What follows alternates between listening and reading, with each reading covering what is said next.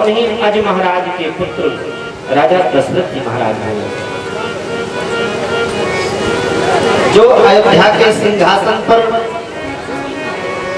इंद्रपुरी जैसा राज करते थे। दशरथ जी महाराज की 3 पटरानियां। दशरथ जी महाराज की कितनी रानियां थी? 3 पटरानियां। लेकिन वाल्मीकि रामायण में क्या लिखा है मालूम है? दशरथ जी महाराज की 350 रानियां थी और 3 पटरानियां। ठीक है।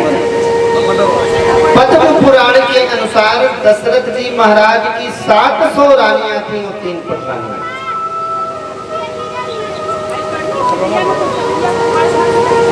मिथिलापुर की देवियां उपहास भी करती थी। लक्ष्मण जी से कहा, लखन आपके पिता तो दशरथ हैं और उनकी 700 रानियां हैं, तो उन माताओं को कहीं जाना होता होगा तो कैसे जाती होंगी? एक एक रथ पर कितने कितने को बिठाते होंगे? तो आपस में ही एक ने उत्तर दिया कि एक एक पर 70 बड़े में बड़ बात सखी रे, बड़े में बड़ एक एक रथ पर 70। दशरथ जी अपनी 10 इंद्रियों को बस में रखते थे और 10 दिशाओं में उनका राज था। वो चक्रवर्ती राजा है, इसलिए उनका नाम दशरथ पड़ा।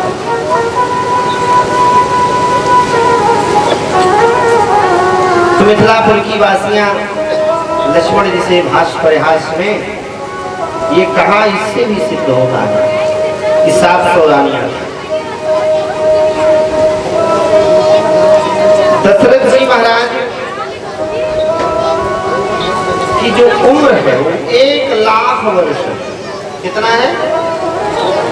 1 लाख वर्ष, जिसमें 60,000 वर्ष बीत गए हैं, अभी तक कोई संतान नहीं है। एक दिन दशरथ जी महाराज स्वर्गलोक गए इंद्र भगवान के यहाँ, तो वहां पर मंत्रणा किए, वापस आए, धनुष बाण वहीं छूट गया था। वापस लेने गए तो प्रोक्षण का कार्य चल रहा था। पता किया तो लोगों ने कहा, पृथ्वी से एक दशरथ नाम के राजा आए थे, उनके कोई पुत्र नहीं था, इसलिए ये इंद्रपुरी अपवित्र हो गई है, इसलिए इसके प्रोक्षण का कार्य चल रहा है। दशरथ जी महाराज को ये बात लग गई, वापस आए और गुरुदेव वशिष्ठ से निवेदन किया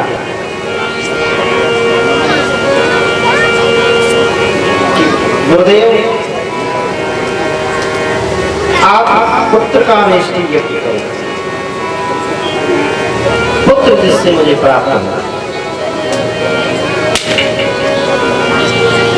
अब एक बात इसमें सूझ ये है कि दशरथ जैसा धर्मात्मा निसंतान कैसे? क्योंकि कहा गया है कि 12 पुत्र पिता के धर्मे, और दशरथ जी को तो धर्म धुरंधर कहा गया। इतने बड़े धर्मात्मा हैं तो पुत्र क्यों नहीं प्राप्त? तो उसका कारण ये है कि दशरथ जी का धर्म ही उनके पुत्र प्राप्ति में बाधक है। वो जो इतने बड़े धर्मात्मा, क्या बाधक है? बोले ब्रह्मा जी ब्रह्मांड में खोजते हैं कि इतने बड़े ये धर्मात्मा हैं, इनका पुत्र बनाकर मैं किसे भेजूं? तो किसी को पाते ही नहीं है इस सृष्टि में, किसी के अंदर इतनी योग्यता ही नहीं है कि वो दशरथ जी का पुत्र बनकर जन्म ले पाए। तब इस सृष्टि के बाहर के जो परमात्मा है, नारायण है, वो साक्षात दशरथ जी का पुत्र बनकर अयोध्या में जन्म लेते हैं। इतने बड़े धर्मात्मा।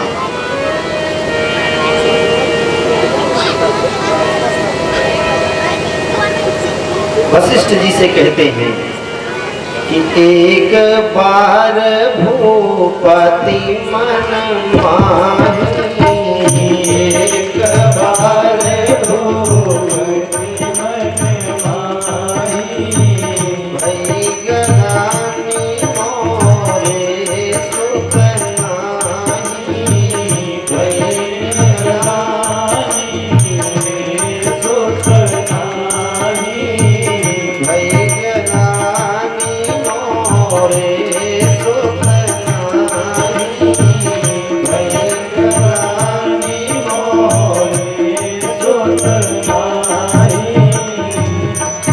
ग्लानि हुई, कैसे पुत्र प्राप्ति हो? तो वशिष्ठ जी ने उपाय बताया कि मनोरमा नदी के दक्षिण तट पर और सरयू नदी के उत्तर तट पर सुंदर यज्ञ का निर्माण किया जाए, वहां पर यज्ञ हो और श्रृंगी ऋषि के देख रेख में यज्ञ संपन्न हो।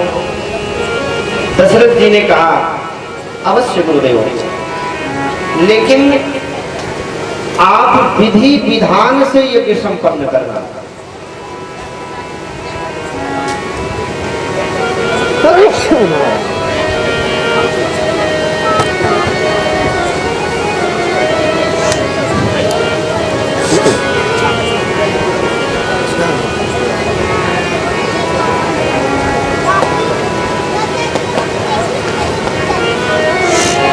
दशरथ जी महाराज कह रहे हैं वशिष्ठ जी से कि विधिहीनस्य यज्ञस्य सत्युः कर्ता विनश्यति। गुरुदेव, जो यज्ञ विधि के अनुसार नहीं होता है तो विधि के लोप हो जाने से कर्ता और कराने वाले दोनों का विनाश हो जाता है। इसलिए यज्ञ बहुत सावधान होकर करना चाहिए, कोई भी त्रुटि गलती ना हो। दशरथ महाराज कहते हैं किसी भी व्यवस्था में कर्म का लोप ना हो, जैसी व्यवस्था उसी के अनुसार यज्ञ करें।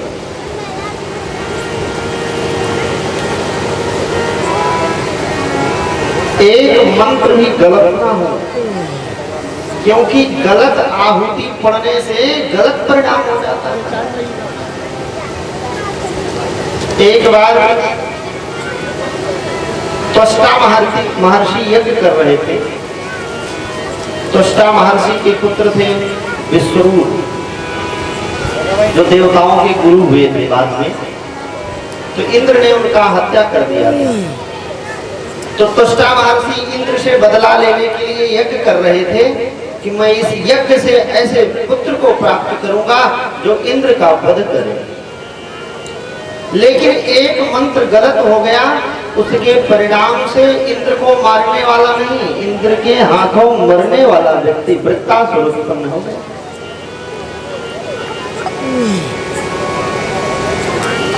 और वो इंद्र के हाथों मरा।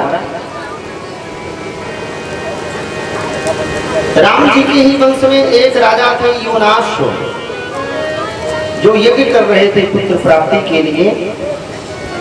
एक दिन रात में उन्हें प्यास लग गई, तो यज्ञशाला में गए, कहीं पानी नहीं मिला, तो वहां पर जो पुत्र प्राप्ति का कलश था, उस वस्तुवरी नामक कलश से जल लेकर के उन्होंने पान कर लिया। योनाश। अब सुबह संतों ने देखा, ब्राह्मणों ने, तो कलश में जल ही नहीं। जल कहाँ गया? राजा ने कहा मैंने पान कर लिया। वो पुत्र मंत्र से अभिमंत्रित था, अब तो तुम्हें पुत्र को जन्म देना पड़ेगा। विचित्र लीला है। तो योनाश के कुक्षी में पुत्र ने जन्म लिया और उनकी दाहिनी कुक्षी को फाड़ करके पुत्र को निकाला गया। योनाश के पेट को चीर गया और उसी पुत्र का नाम क्या हुआ? मानधाता।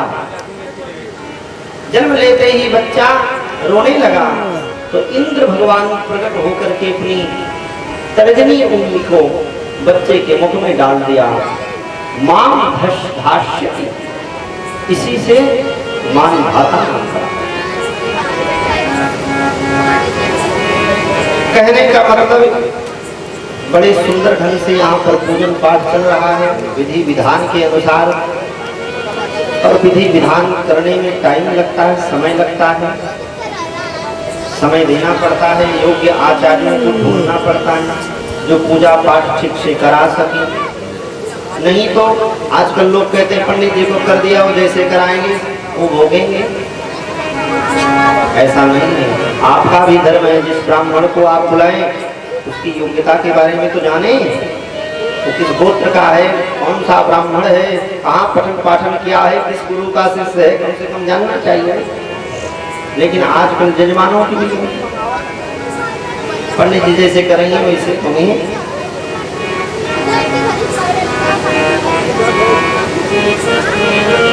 ऐसा नहीं, दोनों को भोगना पड़ेगा, ब्राह्मण को भी और यजमान को भी। और भी बड़ी विचित्र बात, आजकल लोग खर्चा करना चाहते हैं, सोचेंगे बस 2 रुपए में पूजा हो जाए। जो व्यक्ति 7 साल वेद पढ़ेगा, जाके गुरुकुल में घर बार छोड़कर त्याग करेगा, तपस्या करेगा, मंत्रों को याद करेगा, गुरु की सेवा करेगा और समाज उसको 2 रुपया देगा, सम्मान नहीं देगा, तो कैसे अपना भरण पोषण करेगा वो ब्राह्मण। अर्थात इतनी दक्षिणा दे देनी चाहिए कि कम से कम वो अपना भरण पोषण तो कर सके। ब्राह्मण पूजा करावे तो उचित दक्षिणा तो दे, लेकिन नहीं। कई लोग कहते हैं हम भागवत भी करते हैं कथा, तो कई लोग कहते हैं महाराज जी एक भार पड़ा है, ये भागवत का भार उतार दिया, भागवत करा के गया कराए, भार उतार। भार समझते हैं गया में अपने पितरों को पिंडदान देने के भार है। बताइए, जिस पिता ने जिस कुल में तुम्हें संरक्षण दिया, पैदा किया, बड़ा किया, पढ़ाया लिखाया, उसको पिंडदान देना तुम्हारे लिए भार है। तो तुम्हारे घर में क्या होगा, कभी शांति सुनाए नहीं। श्राप देते हैं पितर, जिसके घर में 3 साल पिंडदान नहीं होता उसके यहाँ पितृदोष हो जाता है।